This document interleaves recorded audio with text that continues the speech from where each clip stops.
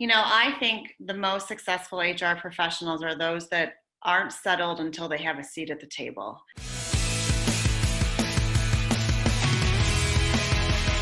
Thank you for checking out the HR Like a Boss video series.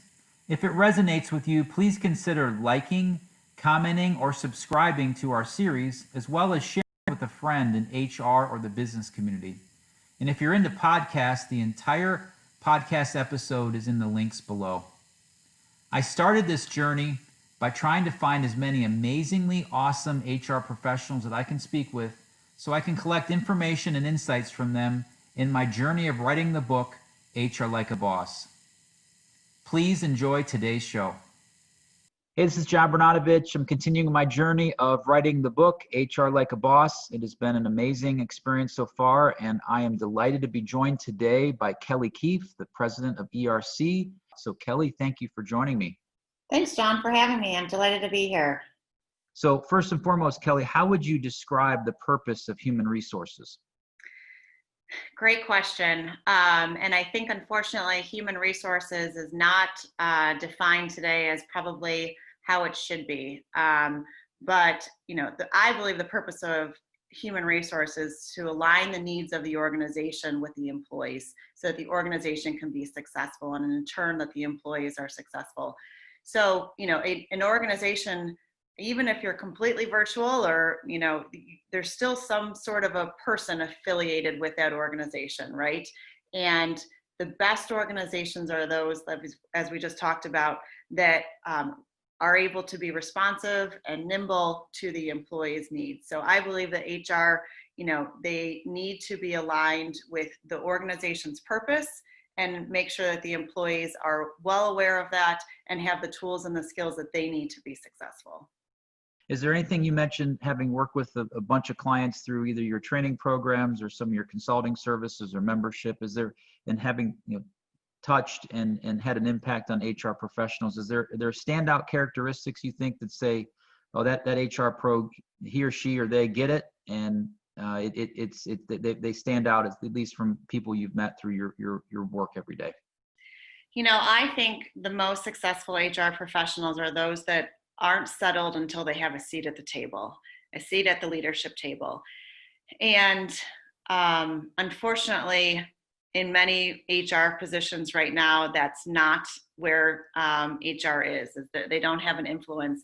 And so decisions are pushed down onto HR.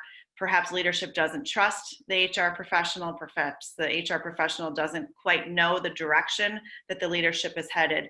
And so unfortunately, I think there's a real disconnect there. If you're investing in an HR professional, don't just think of them as a paper pusher. Think of them as somebody that is really helping to drive your business forward. Again, probably the most expensive expense you have on your expense report is your people. So use your HR professional to help cultivate your people. And so again, what I feel is the most successful HR person is somebody that demands to have a seat at the table. Maybe it's not overnight, and demand is a strong word, but they have goals and aspirations to have a seat at the table, to be able to help make business decisions that are helpful to the organization. So I'm just curious as to why you think people don't like employees do not like HR. Well, because sometimes I think employees, they have no control over whether it's their benefits or, they need to go to HR to figure out solutions that are personal to them. Maybe they just went through a divorce. Maybe they just lost a loved one and they need to change some paperwork or whatever it may be. And, so HR needs to be responsive and reflective to that person and their emotions and what they're going through. And they might not know because, HR could be done over email right now. So, I've had my own experiences where HR professionals, prior to ERC were not very friendly to me and I was in a stressful situation. So I think, that's a simple form that sometimes just the paperwork alone can kind of get in the way. But I also think that, that's another training session they're making me go to. That's, they want me to meet with a coach. And so I think there's a lot of opportunity for HR professionals to go the extra mile hey, you know what, we're investing in supervisory or leadership training in you because we believe that you have a lot of opportunity to grow within this organization, but we just want to give you some additional skills. Think about the difference between that message as opposed to, hey, every Tuesday you need to go to supervisory training, and oh, by the way, you still need to get your job done. So, that employee's already, it's set up to, they probably have resentment and confusion as to why they're going. And so I do think that, if HR understands the impact that all of their moves, all of their messages have on an employee, when you make it down to being a personal interaction, a personal level, I think that could be a reason, in my own personal opinion. So last but not least, so I have this definition in my mind of a person that does HR like a boss. Kelly, I'm curious as to how you would define that in your experience.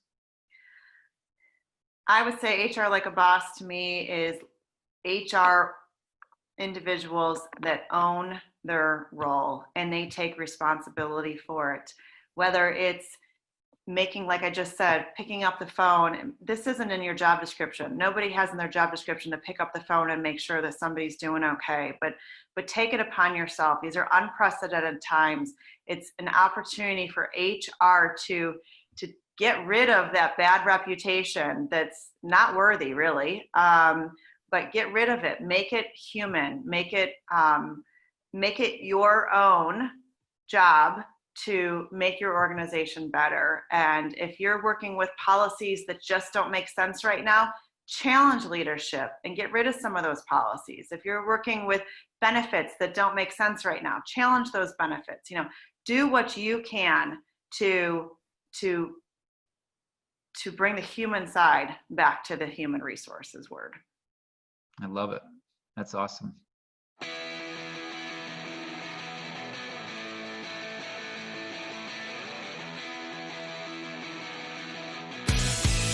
Thank you for checking out today's video episode. I hope you enjoyed it. Please like, comment, subscribe, as well as share with a friend. And until next time, let's continue to aspire to do amazingly awesome HR.